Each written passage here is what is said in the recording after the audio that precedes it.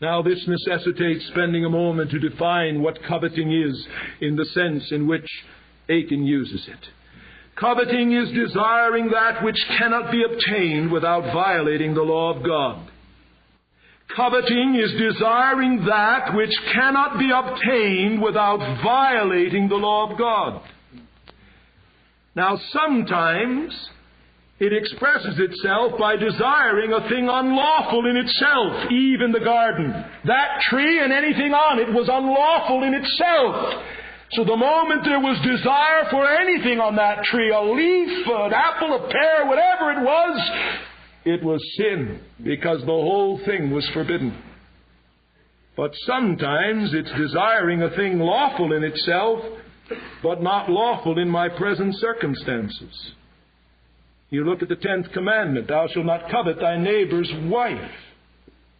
It may be right for a man to desire a wife, but if in the present circumstances she belongs to someone else, then to desire her is sin.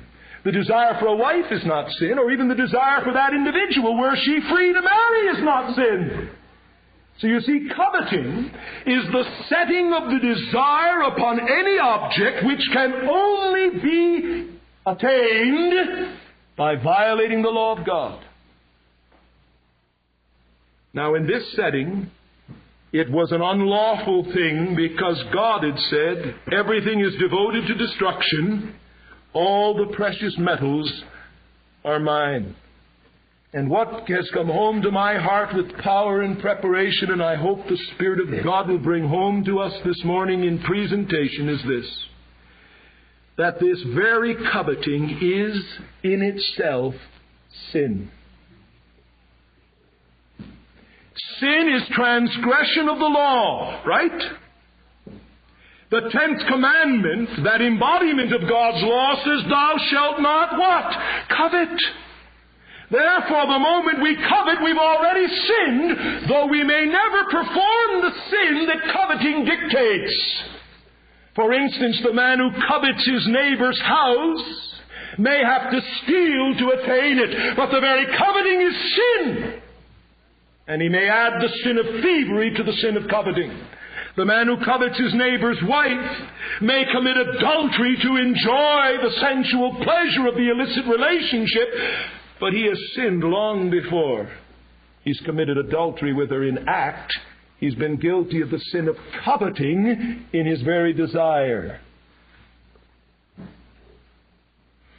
Now, this may be a new concept to some of you, but it's biblical. And I hope the Spirit of God will drive it home, because if He does, it's going to blow the lid off your heart. And what comes out isn't going to be pleasant. And this is exactly what happened to the Apostle Paul.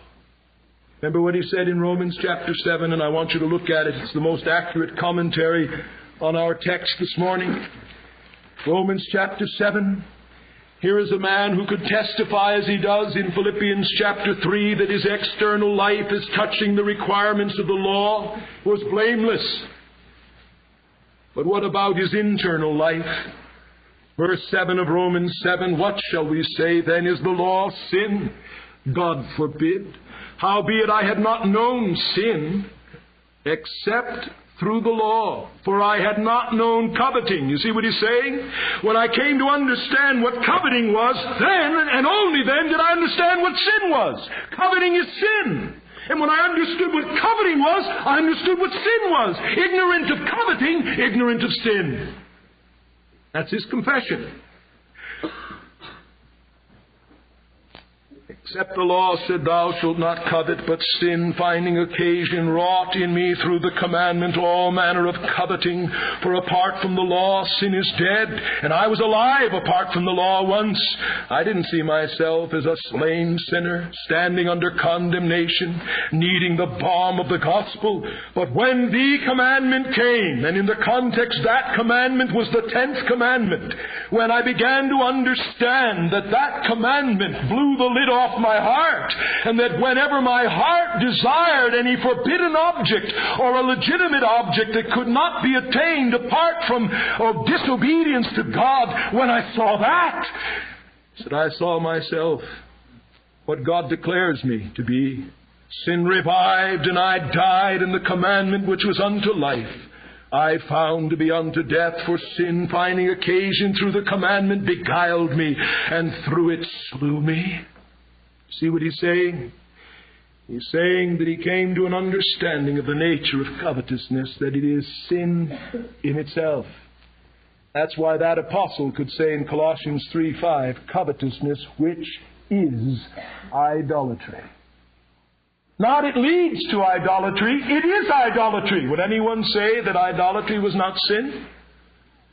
Covetousness is idolatry. In what sense?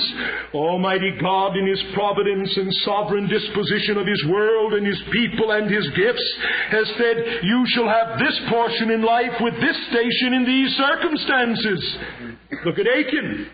You shall be my instrument to put the torch of destruction to everything in Jericho but the gold, the silver, and the precious metals. Now what does Achan do? He says, I'm not content with God to give the orders. I will not believe that God is wise and good and gracious and right in His demands. Therefore, seeing something that I feel will be in my best self-interest, the garment, the gold, the silver, I'll take them to myself. What's he doing? He's making a god of his own desires. That's the essence of idolatry. Covetousness, which is idolatry. It's saying, God, I don't like the way you've arranged things. You've said all of that should be destroyed. I want some of it spared. I want to be God and give the orders. That's idolatry. And so it is whenever the heart is coveting, it is guilty of idolatry. And oh, dear people, is not this the history of our hearts? The eyes or our other senses are fixed upon forbidden objects, perhaps in themselves legitimate, but in our relationship to them illegitimate. But they are not attainable except by disobedience to the law of God.